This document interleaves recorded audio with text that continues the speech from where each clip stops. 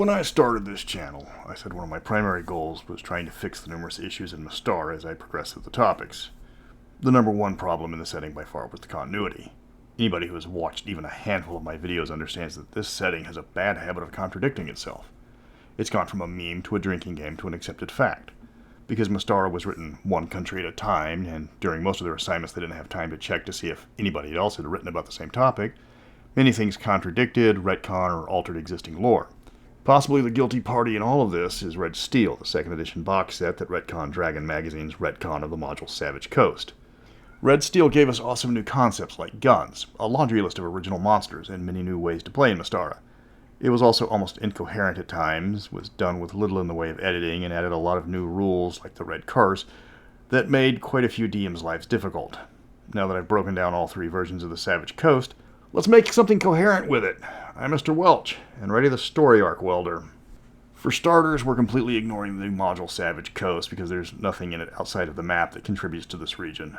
That means we've got the Princess Ark articles from Bruce Hurd and the Red Steel box set from Tim Beach. Those are our sources. And we need to make Magazine Article A fit into box set B when the differing versions aren't even in the same edition. For most people, this would be an impossible task. Fortunately for all involved, I'm not most people. There is a coherent setting between the shorter Dragon articles that only glanced at parts of the region, and the more expansive second edition versions that didn't fit well with the Mystara setting. The trick is not to make the final result look like a Frankenstein monsters of rules at the end. The main issue we must deal with is the Red Curse, which defines the entire Red Steel setting. This curse, in reality, is three different curses interwoven through the interference of the immortals, and as such, impossible to completely lift from the region. It also makes it impossible to use certain magics, causes people in the area to mutate, and gain new magical abilities, and turns everybody red from exposure to the magical dust that coats the land. It was complicated, added a lot of new rules more than a few didn't understand, and required a lot of record keeping with people trying to remember how much Cinnabril they still had left before their body started to mutate. To fix the Savage Coast, it's got to go, but first we have to do a lot of unraveling to make this happen. The Princess Ark version of the Savage Coast didn't have the curse. It had areas saturated with cinnabar, the equivalent of the magical dust vermeil in Red Steel. The Dragon Savage Coast turned it into a toxic metal that was the source of magical metals that were highly sought after. The other major difference was that cinnabar was not everywhere like in Red Steel. Pockets were scattered across the region rather than blanketing it. The extent of the Red Curse spread was never clearly defined. Some sources had it stretching almost to the arms of the immortals. Others kept it isolated in certain regions of the Savage Baronies. To ramp up the tension of our planned tweaks, it's got to be the latter. Cinnabar deposits are found only in regions of the Savage Baronies. They're easy to spot because of their effects on the surrounding areas, mainly by turning the area red and killing or driving off the animal and plant life due to its toxic makeup. So where does that leave the rest of the Savage Coast? This includes the nations of Harath, Robrin, Yasudria, Renardi, and Belaine. It leaves them unscathed and happy to do their own thing without worrying about magical metals keeping the heavy metal poisoning away. They know of the minerals that cinnabar brings, but they aren't close to the Badlands, so they tend to deal with their own problems instead. If they need Red Steel items, they trade for them or send some of their own to mine for them. But there are no deposits of it in the nations themselves. With the loss of curses, the whole timeline changes. There's no rapid expansion when the Week of Dread occurs. Harath is affected the most because their contribution to the curse helped define the nation. You still have them neutralize the entire chameleon race, and the dragons respond to this with the most iconically draconic case of genocide ever witnessed. The Great One still gets called off by the other immortals before he can relocate the entire Aranean race into the past tense, but Harath still gets decimated on the flip side, meaning the dragons select 1 out of 10 and let them live. This happens centuries before current day, so no one remembers the details of the Harathian Draconic War. That's a generous way of saying one-sided slaughter. This impacts Harath as it's no longer a nation of all Aranea. The spider folk are just a fraction of the population now, as they couldn't stop people from moving into their now depopulated lands and settling down in the empty and slightly charred former cities. People do love a fixer-upper. The leaders of Harath are all Aranea, as are most of the wealthiest families. The spiders have learned to shapeshift into humanoid forms to let them hide among the masses. They think the dragons would hesitate if they had to pick out the Aranea from the people that they were mingling with. This belief is flawed, as dragons have largely forgotten about the Aranea. They stomped them into irrelevance. They don't care if a few survived. A red dragon wouldn't think twice about immolating an entire crowd to get the one guy he wanted dead anyways.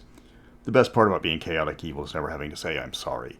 The nation is still as insular as possible. The non-Aranea have no idea who their lords are, only that they are reclusive and powerful wizards. The people who run the country for these wizards take care of all the governmental services, collect the taxes, and deal with internal problems. These are all Arania, naturally. As far as external issues, Harathians aren't the most diplomatic. They have almost no ties with their neighbors, do not appreciate visitors, and they've kept their borders closed for decades. The wizards will still do their magical research, but they are not as open about it. The average population stays well away from the ruler's towers, as people who bother the archmages tend not to return. Likewise, the curse that affects the man-scorpions of Nemor is still there, but it's not interwoven with the other curses. The Nemorians betrayed the Induk, and Ixion introduced them to the concept of SPF 8 billion, but that was the extent of it. There was no curse to punish them for their ambition, just for being really ungrateful guests. So nobody randomly mutates because they run out of bling. The man-scorpions still do their best Pepsi generation Michael Jackson impersonation if they get hit by so much as moonlight, but that's as far as their curse reaches. So with no magic metal to stave off mutation, where's the conflict? That was the biggest problem with this setting switching to 2nd edition. I can't just take away a source of conflict and leave it at that. This is where we start to merge the two versions. Dragon had Cinnabar, which had some alchemical applications, and Cinnabril, which worked as a medicine against Cinnabar poisoning, and turned into a form that could be used to make red steel. Nice, but that's not a lot to work with. So we need to bring in the extra materials from red steel. Firearms make their appearance here, something Dragon didn't have instead of giving us fantasy Texas with 6-shot hand crossbows. This is a state where you can buy gunpowder scented cologne and the English translation of Molen Labe on your license plate. We need the guns. Firearms are going to be important in the new Savage Coast. Steel seed becomes an independent mineral exclusive to the region, one of the two substances needed to create smoke powder. Vermeil is the other, which is now a highly concentrated form of cinnabar. It's almost blood red in color, making it stand out from other mineral deposits. You need someone skilled in alchemy to mix the two together without blowing themselves to hell. That's how you get smoke powder. Skilled alchemists add different elements to the formula to get better forms of smoke powder, but at a much higher price. Both of these materials are only found in Savage Baronies, and are only commonly found together in one location, Cimarron. Fantasy Texas gets all the guns. The real reason guns are essential to the Savage Coast is that without the Red Curse to keep the people away, merchants, mercenaries, and many Machiavellian miscreants are arriving from the known world to take what they want from the baronies. By adding firearms to the Savage Baronies, all these people now have to ask nicely when they get there, as they are literally bringing a knife to a gunfight. The inhabitants of the Savage Baronies have access to firearms. They will be restricted to the wealthy or the connected, especially in the military, but every nation in the baronies will have at least one unit of musketeers or similar. They're not quite Napoleonic line infantry, but it's enough to make a crew of pirates find easier and quieter victims. To make guns scarier, we need to make some tweaks to the rules.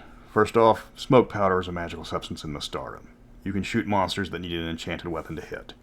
All guns are effectively a +0 magic weapon base, and you can increase the bonus by crafting them as a magic item like you would any weapon. To simulate their power, they ignore non-magical armor and treat anybody wearing regular old plate mail as if they were naked. Magical armor provides full bonuses. Magical bonuses from rings of protection and the like contribute to armor class, as does things like dexterity bonus. But the bullets punch through regular armor like it was nothing. But here's the problem with guns in the Savage Coast. First, ammunition is expensive. You get 4 shots of powder for 1 gold piece. Pistols are going to require hundreds of gold pieces to manufacture, and rifles double that easily. Most gun shops are going to have maybe a dozen shots worth of powder to sell every week. Smoke powder has to be created by alchemists from components that must be mined, and you need 2 different minerals to do so. The best shots are allowed to use muskets in the service of their country because bullets are expensive. You can't afford to miss. The exception to all of what I just said is Cimarron, where the preferred weapon is the pistol, as both steel seed and vermeil are abundant in their borders. This country should also serve as the baseline for prices of guns and gunpowder, as it's not going to get cheaper anywhere else. That leads us to the Inheritors, the group devoted to controlling the flow of Cinnabril and by extension red steel. These guys took advantage of the Crimson Essence to give them more powers when dealing with the 3 curses. Now their task has remained mainly the same. They control access to the various minerals, but instead of Crimson Essence, they hold the secret to the essence of Cinnabar. We've got to merge some elements from Beckme Savage Coast and 2nd Edition Savage Coast. Inheritors control the merchant guilds that dominate the Savage Baronies. They decide who gets to buy what and do not sell red steel to outsiders except for extortionate amounts. The export of Cinnabril and smoke powder is absolutely forbidden. The Inheritors hold immense power over the various nations in the region, except for Cimarron, who despises them. The Inheritors keep their flaw from 2nd Edition, which is their increased need for Cinnabril because of their heavy use of Essence of Cinnabar. Like in 2nd Edition, the drawback is that smoke powder explosions, aka gunshots, burn an entire week of Cinnabril for any unlucky Inheritor within 5 feet of it. If they don't have any Cinnabril left, it's like they've gone an entire week without it. That doesn't sound too bad, but remember, it's 1 per shot. So if 5 cowboys get tired of an inheritor telling them what they can and can't do with their guns, and fire all of them into the air, the inheritor loses a week's worth of Cinnabril on him, and then acts like he hasn't had any on him for a month. This immediately reduces his constitution by 4 points and knocks off a massive chunk of hit points. And they don't even have to point their guns at him. As Cimarron doesn't have a problem exporting smoked powder to regions outside the Savage Coast, these two groups don't cotton to each other very well. Now, if you have a hankering to go to Cimarron to pick up all the smoke powder you need to create your own Petey the Plucky Paraplegic Pistol-Packing Paralyzed Paladin with your pensive pal Polly, keep in mind Cimarron is going to charge you 10 times the cost of what they pay. That single-shot flintlock pistol is going to cost you 2,500 gold. A musket is now 10,000. A bag of enough powder to fire a cannonball is 450 gold pieces per shot, which they will gladly sell to you for 4,500 gold pieces. And the Minrathadian merchant princes gladly pay that amount. A full broadside of cannons from a Minrathadian sloop can cost them 6 figures a volley. That's why you don't see guns outside the Savage Baronies. The region is going to be filled with prospectors from all over the known world trying to strike it rich from the precious metals there. The baronies were not brought here from Thyatis, but has been the population for centuries. At one point there was one nation that was based on fantasy Spain here, but immigration and cultural shifts have broken the nation into what they are now. Instead, there's now... We could have Ispa be the original fantasy Spain, and then centuries ago, internal strife broke it apart into the baronies that we have now. What was once just generic Spain is now the fantasy equivalents of Moorish Spain, Inquisitorial Spain, Renaissance Spain, Colonial Spain, Portugal, Argentina, Brazil, and Texas. They all came from a common culture originally, but now they're more like distant cousins that constantly fight over who owns what. Most cinnabar deposits are found outside the borders of the various baronies because they don't want to build anything on a mineral deposit that rots your brain. By law, whoever puts down a stake and gets their claim back to a government agent from any nation is the official owner of the mine, recognized by all authorities. This means that claim jumping is the national sport of the Savage Coast. While anyone who has a recognized claim has protection in the law from all the baronies, the first person who gets to the assessor office of any nation with proof of the fine is the rightful owner. That's why bodyguard work in the Outlands tends to pay several times that of anywhere else on the continent. The inheritors make it a point to purchase claims from miners before they get close to the assessor, offering a lump sum up front. Most take the money as it's a fair sum for an uncertain risk. For those that hold out, well, the inheritors weren't exactly asking. And they do appreciate the hands-on touch you can only get from hired goons. As far as the monsters involved, most of them aren't going to be affected at all. You can remove the curse from most of them and you're not going to notice a difference. An Omwa without the burn legacy isn't going to change as much of a threat.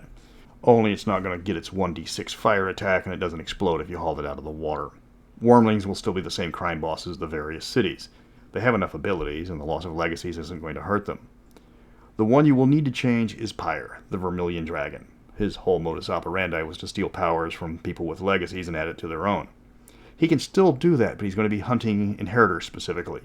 His power now takes away the abilities granted by the essence of Cinnabril, which transfer to Pyre. He doesn't suffer the adverse effects of the concoction, because he's a dragon, and that's why. His orcs raid mines until an inheritor shows up to deal with this situation personally. Then Pyre eats him. Great adventure hook. That's a general overview of how to merge the Dragon Coast Savage Coast with the Red Steel Savage Coast. Anything not mentioned is going to go largely unchanged. The glass steel ore is going to be found only in the lands of the ER still. The region is going to be visited frequently by ships of the known world, but the inheritors will keep their monopoly on red steel and similar. Players can get guns, but will pay through the nose for it, and then come back when they run out of ammo. There's no more mutations, no more superpowers, just a lot of people looking for instant wealth in the form of a mineral strike. So that's like what the original model was supposed to be about. Next week, I'm looking at the Celestial Court of Ochilia, the long-neglected province of Thyatis that needs more attention. Until then, remember, I stand taller, walk prouder, and hang lower than any one of you sorry hombres.